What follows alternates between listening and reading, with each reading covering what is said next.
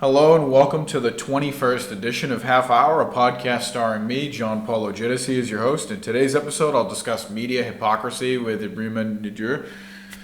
How you doing? How you doing, man? I hope I got your name right. I apologize if I didn't. Ebrima, but Ebrima. Everybody just they call me Abe anyway for short. All right, okay, so starting off, just tell us a little about yourself, where you're from, what are you doing here in Prague, So I am born in the Gambia, West Africa, but I was raised in Houston, Texas all my life since I was 1.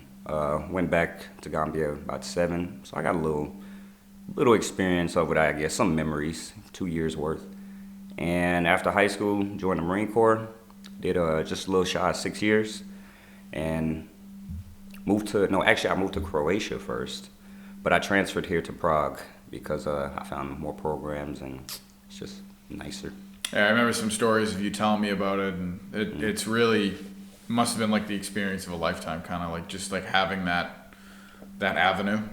Getting to see the world a bit. It was different. I didn't know what I wanted to do after high school.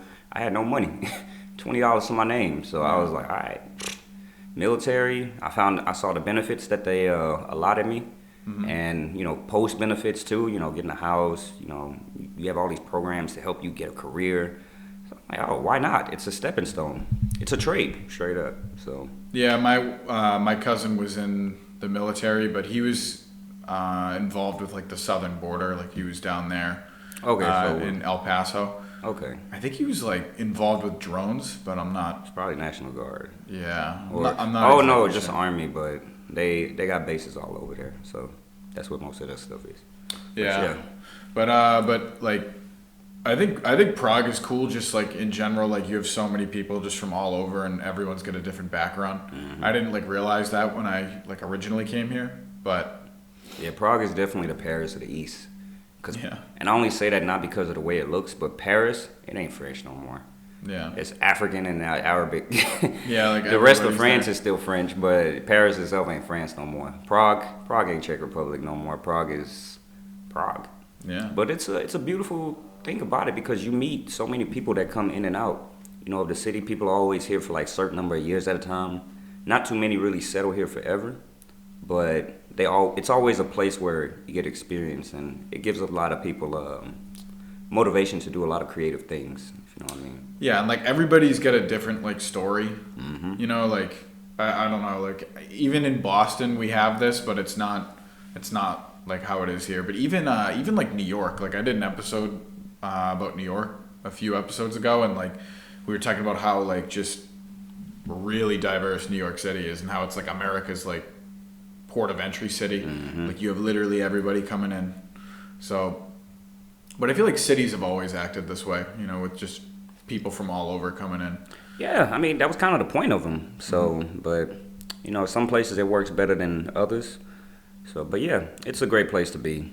Studying international relations over here is actually it's actually a really good thing because you truly get a lot of different perspectives of people. We had Russians in our classes, Ukrainians, we got Macedonians, we got Kazakhstanians, everybody. Yeah, all over. But people from Rwanda, all of that. It's honestly pretty cool. I was surprised at just how multi-ethnic our school is, mm-hmm. and even my school back home wasn't like that. I mean, we had a lot of different people, but not from all over the world. Yeah, it was still American at the end of the day. It was just different, Hispanic, black, white, Latino or something. But yeah, but they're all American. Yeah, so it's everyone still got that similar experience.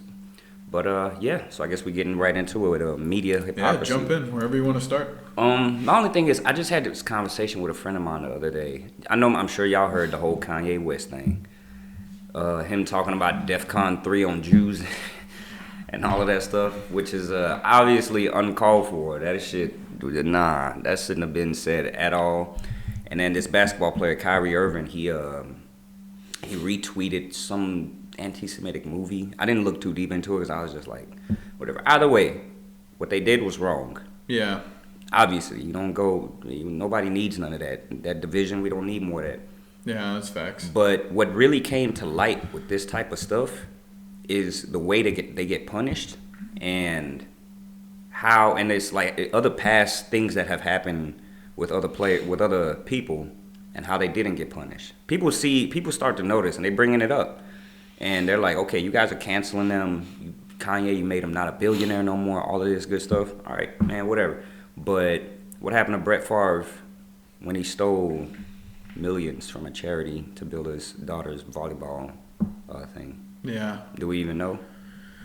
You see what I'm saying? Yeah, I always feel like you don't want to ever go after like a group of people, especially like, Of course, Kanye West yeah. goes after Jewish people. It's like, it never looks good. That's why, like, if I have a disagreement, I usually go after like the disagreement itself or just the individual rather than like the collective, because I don't think it's like the best.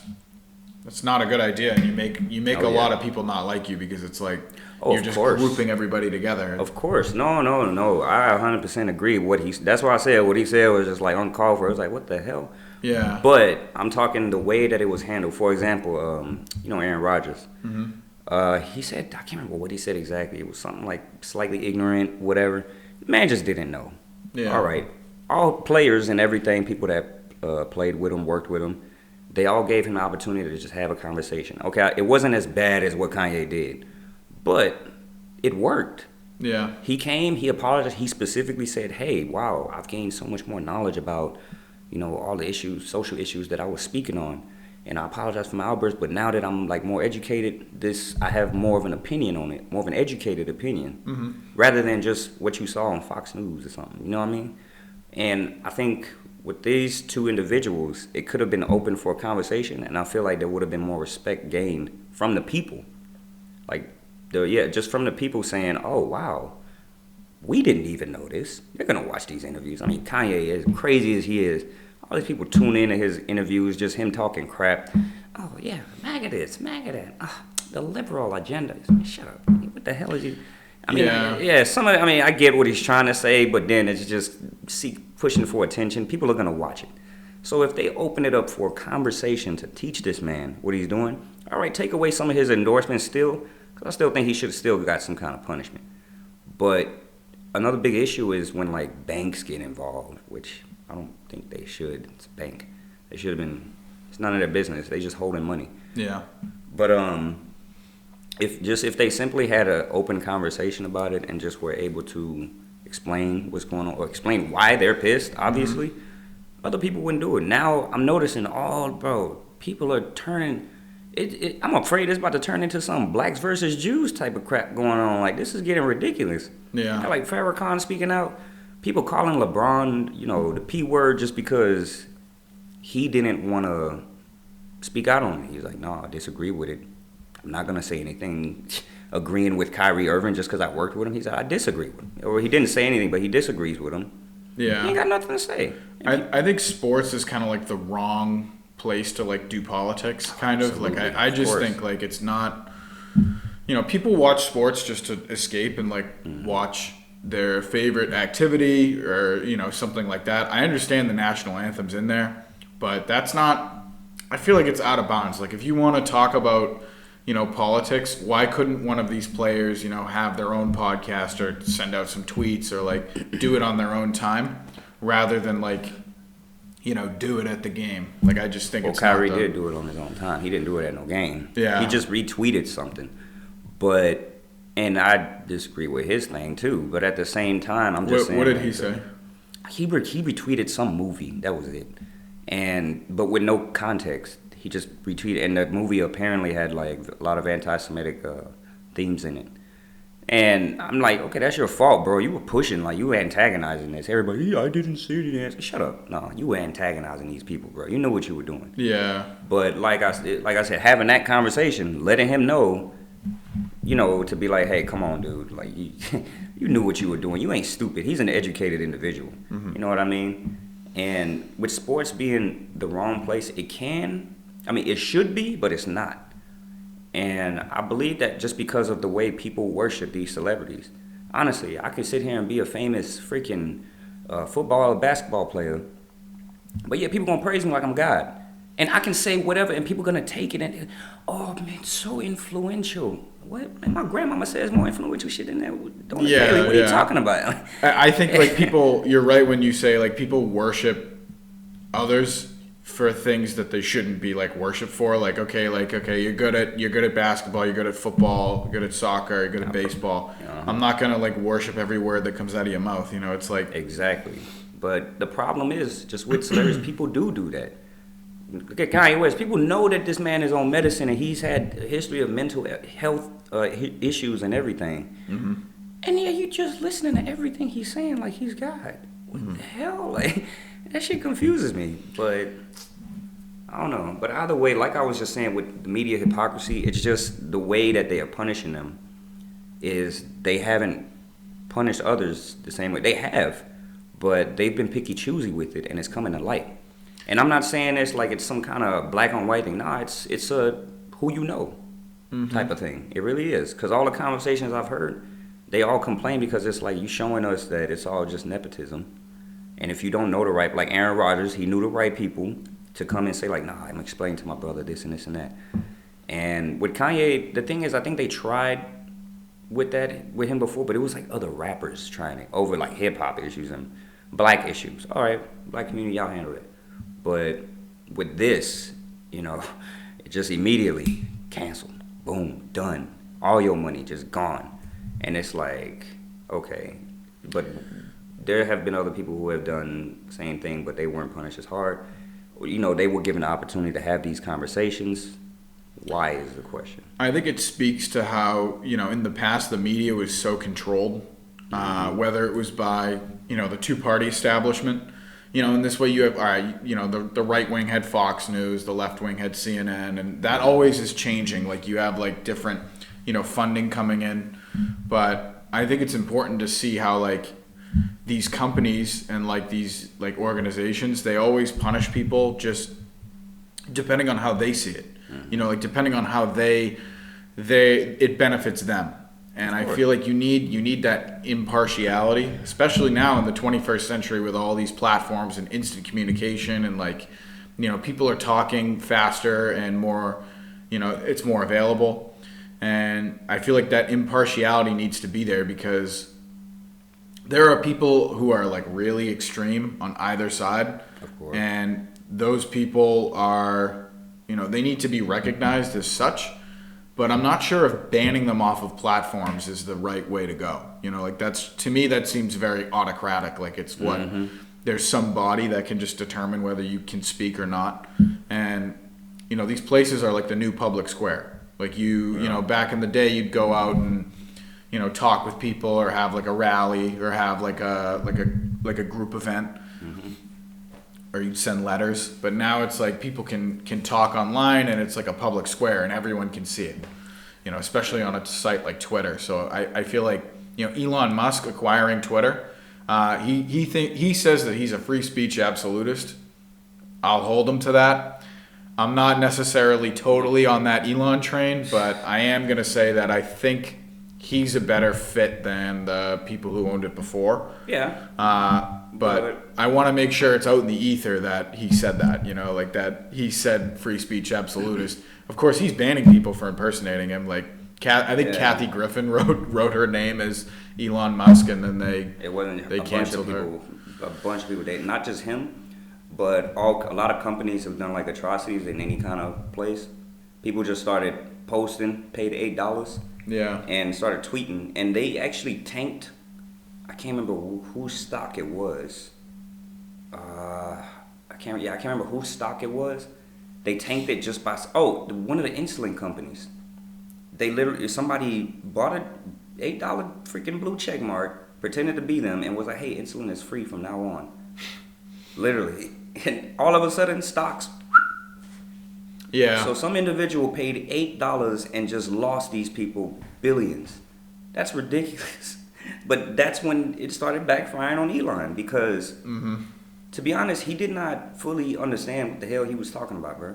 Yeah, I mean, like his idea was good in theory, and then they actually put it into use, and it. Oh, they knew. Nah, even if you really listen to what he was saying, that shit was gonna fail. I was like, this is about to backfire. People about to troll. I knew it was gonna troll. Yeah. Because that's what people do. The It's social $8 a media. month. Yeah, like so, because I thought it was like $8 a month, but you still gotta get like verified. You gotta prove it's your business. You know, send a document or something, your name. But Yeah, nah, yeah. people were just paying and just getting it, and I'm just like, that's a little stupid. Sorry, you gotta have security for a reason, player. Like Yeah. that's what it is. But yeah. Also, now that you brought up Fox and CNN, I despise both of them just because of how freaking biased they are. You can't get no real news. But also, Yeah, they pick and this choose whole everything. media hypocrisy like really came to light during the Ukraine war, straight up. And it is amazing that these people are getting the help that they need to. It really is. And they getting the coverage that they need to, and you know, the notice, and everyone's pitching in and doing everything they can. But to go on the news, what was it, MSNBC, supposed to be all liberal and crap, right? All of a sudden, oh, this is Europe. This doesn't happen. Straight up saying these are blonde-haired, blue-eyed white folks. This doesn't happen. The hell are you talking about? Ukrainians, first of all, most of them got dark hair. Mm-hmm. Most of them got little Asian features. Yeah. They're Slavic. They hated Slavs back in the day. They didn't even consider them white. Mm-hmm. Treated them like treated them like black people. And all of a sudden, now, that you want to integrate them, you still ignored the hell out of everybody else, but you blatantly said, you know, how you are separating people on the news. Yeah. Biggest news platforms. That's when people started to be like, what the fuck? And now all of these things get called out, and anytime that things happen to another celebrity, it's always deeply dived into. Even Alex Jones, what he did, talking crap about the Sandy Hook, hell yeah, he got punished. Straight up, pay up, player. You shouldn't have opened your mouth. These people lost their freaking families. Are you crazy? Mm-hmm. However, when the banks and stuff got involved, and it's just the way it was being talked about on the news, it's not like everything he said was just crap. You know, he had some podcasts that were, you know, just general topics. Where all he had to do was say the same shit that other people had been saying, but in a good way, in an articulate way, or just in his yelling way.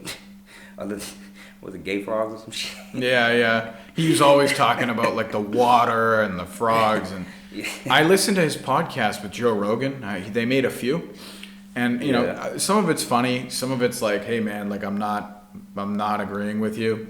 Some of it's like, okay, that's an interesting point. You see what I'm saying? Yeah, but Yeah. I think what you're saying as well with the bank thing is like, Well, I was just saying it how the sets government should have got involved, and they actually allowed them.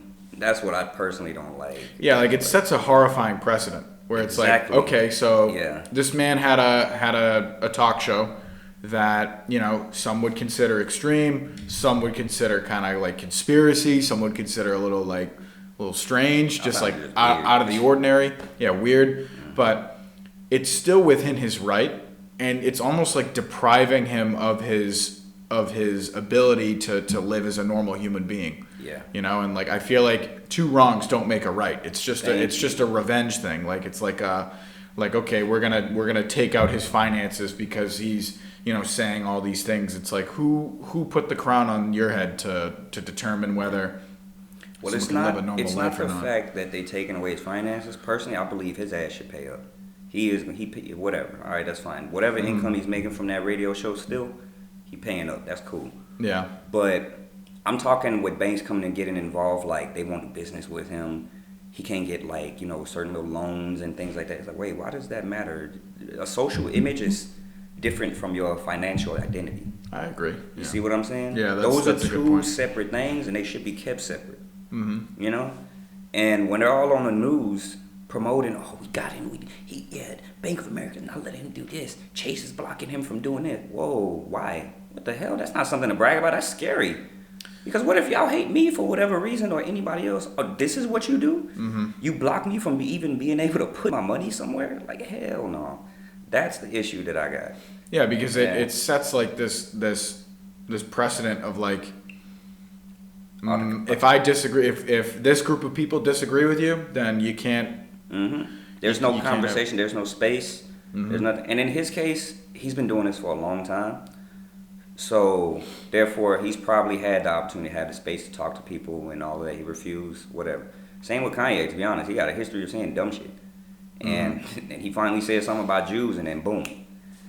But Other way, I think that it's just that when it comes to your financial security, that shouldn't be a reason why you're freaking, getting canceled or whatever. If you want to cancel somebody, okay, block them from your TV shows, whatever, your events, because those are, private events that were set up. Mm-hmm. And you can do that. You have that right. But when you go out of town and you, like you just said, sitting as president and it's looking like an autocracy, Mm-hmm. what do you think the American people about to do? Well, we got guns about to be bought, everything. Yeah. You think the gun sales went up? It's because people got paranoid and they were like, fuck this. If the government wants to play, that's it, because that's the whole point of it, to stop yourself from a tyrannical government. Yeah, and I noticed like out here in Europe, it's a bit more. They have a bit more like faith in their government in this way, and that's so different from at home, because at home it's like most people don't like the government. Like they just don't trust the government. I have a theory about that. They feel as though it's bad, and it comes from. I'm interested to hear what you have to say about that. I think it comes from like partially the way the revolution kicked off, and like how our country's identity began with skepticism of the current government, and then we literally overthrew that was the British. idea of it. Period.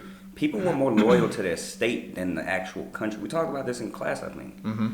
And that's why the Civil War was able to pop off just like that, because it was state on state thing. Yeah, they banded together and all of that, but people still viewed their state like it was their country, which it honestly pretty much is.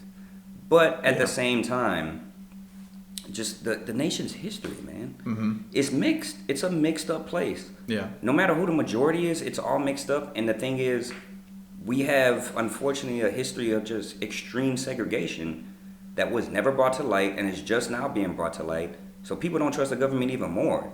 For example, freaking Fred Hampton getting killed. You know who that is? He was the leader of the Black Panther Party in Chicago. Oh, okay. Man died at 21 years old. A freaking leader. Watch this movie, Judas and the Black Messiah. It's about his assassination, and mainly it's focused on the guy who betrayed him. And they show J. Edgar Hoover, his speeches, when he literally said, "We cannot allow a black messiah to freaking happen." All his raised ass. Oh my God. Yeah. But the thing is, we have too much of that. What happened to the natives, for example, that was straight up done by the government. These fools were damn near exterminated. That's some dark shit. So because of that history, everybody's becoming skeptical of the government, because they're like, hell no, y'all got a history of screwing over somebody. Yeah. Yeah. Even your own, you know what I mean? Mm-hmm. It's somebody, as long as you're freaking poor. So the fact that people are allowed to have these militias and gather like this, they're gonna do it. And what I want to get to is other countries. They started out tribal, very tribal, migrated. They've been, for example, Czech Republic. Mm-hmm. Who else been here before the Czechs? Probably, we don't know. Yeah, it's been thousands of years. You see what I'm saying? Yeah. It's been that long, and it's more of a tribal mindset, in my opinion. Because of this tribal mindset, they have more of a collectiveness. America is very individualistic, Yeah, and that's a huge piece, and like kind of relating it to the media, it's like what you were talking about with the natives and the oppression that happened with them, but not only them, but like the other minorities. It's like the media was so involved in that to keep the narrative going. I mean, like there are a lot of things that just were not talked about, just because the people in power didn't want it talked about, and they had pockets in the media, and the media had pockets in power.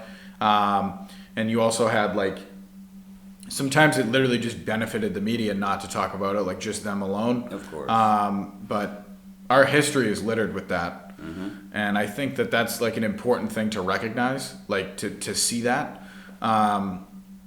But I think that right now the internet and the rise of things like this, like just sitting here and talking about it with a microphone and a camera, this might change things, like this, not this podcast, but just these avenues of projecting like opinions, and also like kind of like the decentralized kind of like learning and news structures. That's good. Like I think that's going to help things, because you're going to have more independent voices that are more genuine. I try to make this podcast as genuine as possible. Like that's why I have this paper here. Like I'm not going to edit a 21 in. Like these are just unedited videos, you know, and they're This is happening. raw. This is like, Yeah. it's real. You talking to real people. Yeah. And the thing is like just the crap that they hid. Like back in the day, they still reported a lot of stuff. Like most of the things that happened, even the lynchings, all of that. All reported, but not publicized, like not like yeah, brought to light. But it's also the way the media was back in the day. It wasn't electronic. It was all paperback. You know, so things took longer. For example, when the Civil War ended, slavery in Texas didn't end until 3 years later. Juneteenth, yeah, that's right. So you see what I'm saying? Like how the media in Texas, they didn't have to talk about it. You know, whoever the governor was, he was probably like, yeah, don't report that shit. He was like, nah, don't report that. He's like, we ain't gonna say nothing. We got this free labor, baby. We want it. But and they kept it for 3 freaking years after the war ended. Like, you see how crazy that is today? If that was to happen, immediately, it's on the news. Matter of fact, Tennessee just outlawed slavery officially. Yeah, I heard about that. But you see how quickly it was on the news as soon as they just signed a paper. We didn't have that speed back in the day. But the problem back in the day is that we didn't have that speed, but we also didn't have that security of information. It was very easy for any state alone to manipulate its media. No, Not absolutely. the whole country, obviously, Absolutely. but the individual state. Because, bro, so many things that I've learned just, you know, just doing research, just reading random things and, you know, different articles. You have to double check, be careful with that, people. But just, you know, doing some research and finding out and all this crap we didn't do in high school. Like, I think one of the trends that we've seen over the past, like, you know, hundreds of years is like power is becoming a little more decentralized as the centuries go on. I mean, the U.S. I think is a great example of that, where like you have states, you have localities, you have like the federal government, and it's all like tiered and leveled. And you have media that's in there too. So you had like local media, you had like, you know, media that's in the capital city of a state, and they report on what the executive branch is doing in that state or the legislature. But it's so obvious and clear that these leaders of these states and of the, you know, the federal government and of these localities, they benefited from this relationship with the media. It was like this, you know, because the media benefits because, you know, the people working there get the coverage and they get a better career. And the politicians, they get to kind of purvey a narrative and tell them what to report, what not to report. You scratch my back, I'll scratch yours. You're right. But again, like this new age we're living in, this like new media age with the internet, I feel like it's going to change a lot of how we see traditional like structures like this. I think the American system is pretty uniquely adaptable. Like the parties and the governments can just adapt pretty easily. I mean, you can have new people running for office and things like that, especially on a state level. But I feel like it's just going to be harder to be these bad characters. Like these bad characters are going to get weeded out better because, you know, you have a plethora of different media organizations. I just wish, you know, people took a more responsibility type of stance. They took one with more responsibility. Like, for example, these like local people that make podcasts, and like, let's say that, you know, you live in the state of Maryland and you have a podcast, and like, you know, wouldn't it be interesting to attend a press conference with the governor or like interview like a local state official? But the issue then becomes they might not want to do it because you might ask them questions they don't want to give answers to. And it's like, it's just very complicated in this way, but there is so much hypocrisy, you know? Point blank period, people want to be treated fairly. You know what I mean? They want to be treated the same. They want to be reported on the same. You know, so when the news just outright shows their ass like this, it's, you know, it comes to light.